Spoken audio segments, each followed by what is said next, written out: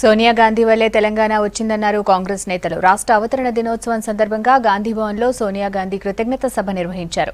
జాతీయ జెండా ఎగురవేసి అమరవీరులకు నివాళులర్పించారు. 60 ఏళ్ల కలను సాకారం చేసింది కాంగ్రెసేనన్నారు. అమరుల ఆశయాల సాధనకు కృషి చేస్తామన్నారు నేతలు. ఇక హామీలు అమలు చేసే విధంగా ప్రభుత్వంపై ఒత్తిడి తెస్తామన్నారు కాంగ్రెస్ లీడర్స్.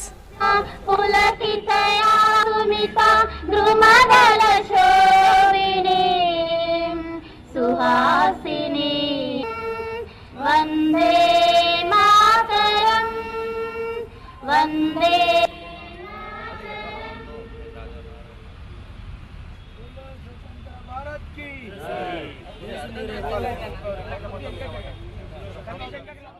ఇలాంటి దొంగ దీక్ష చేసిన వ్యక్తికి విజయం లభించింది.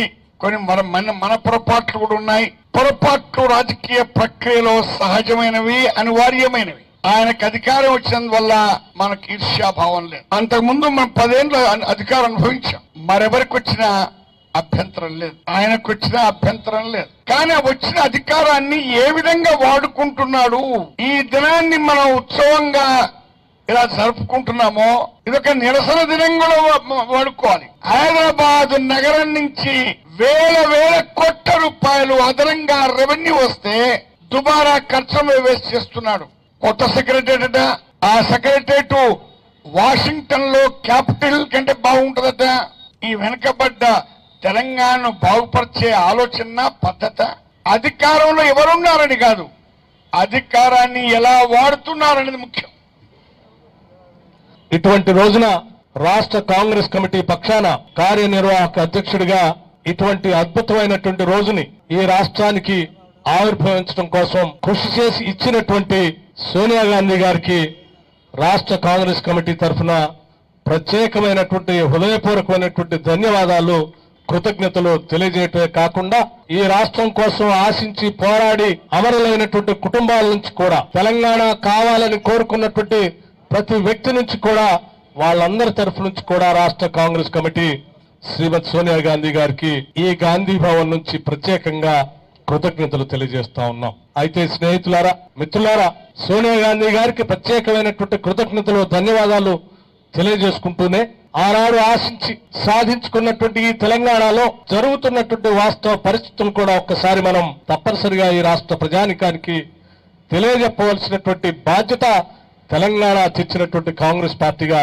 మనందరి పైన ఉన్నదని కూడా నేను ఈ రోజు భావిస్తా ఉన్నాను. నిధులు, నీళ్లు, నియామకాలు, ఆత్మగౌరవం, ఈ 4 అంశాలతో పోరాటం చేసి అవి కావాలని, ఆ కళల సాకారం కావాలని మన అధినాయకురాలు ఆశించి ఆలోచించి సాధ్యం కానటువంటి ఈ తెలంగాణని కూడా చట్టబద్ధంగా అటు పార్లమెంట్ లో ఇటు శాసనసభలో బిల్లును ప్రవేశపెట్టి వాస్తవ రూపంలో తీసుకుని వచ్చి మనకు తెలంగాణను అందించారు.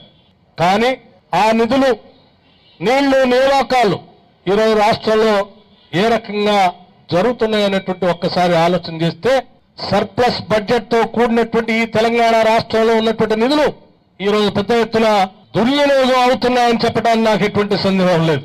అంటే 3 సంవత్సరాల్లో మనం అడుగు పెడుతున్నాం. కానీ ఈ 2 సంవత్సరాలు ఏం జరిగింది? మనం ఏ తెలంగాణ గురించి అనుకుంటే అమరవీరులకి అది మొదలు పెట్టుకుంటే 1500 అన్నారు, కనీసం 469 మందికి ఆపేసినారు. మిగిలిన వాళ్ళు అడ్రస్ దొరుకుతుంది అన్నారు. దళిత్ కు ముఖ్యమంత్రి అన్నారు, లేదు. దళిత్ కు 3 ఎకరాలు అన్నారు, లేదు. 12% ముస్లిం రిజర్వేషన్ అన్నారు, లేదు. దళిత్ కు 12% అన్నారు, లేదు. 1 కోటి ఎకరాలకు నీళ్ళు అన్నారు, లేరు. ఇవన్నీ మనకు తెలుసు కూడా. మళ్ళీ 2 బెడ్రూమ్లు అంటే కేవలం ఒక హైదరాబాద్ అండ్ ఎర్రవల్లి తప్ప ఇంకెక్కడ 2 బెడ్రూమ్ హౌసెస్ కాలేదు, ఇంకా మొదలు కూడా పెట్టలేదు. విచిత్రం ఏమంటే 3-4 సార్లు 2 బెడ్రూమ్లో మనం టెండర్ పిలిచినా అవి వస్తలేవాట. కానీ మిషన్ కాకతీయకు లేకుంటే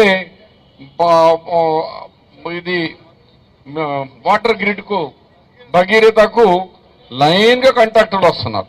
కానీ ఈడ మాత్రం కాంట్రాక్టర్ రారాట. అంటే బీదోళ్ళకు ఇల్లు కట్టేందుకు కాంట్రాక్టర్ లేరు, కానీ అక్కడ ఇరిగేషన్కు కానీ భగీరథకు కానీ లూటు చేసేందుకు లైన్గా కాంట్రాక్టర్లు ఉన్నారు.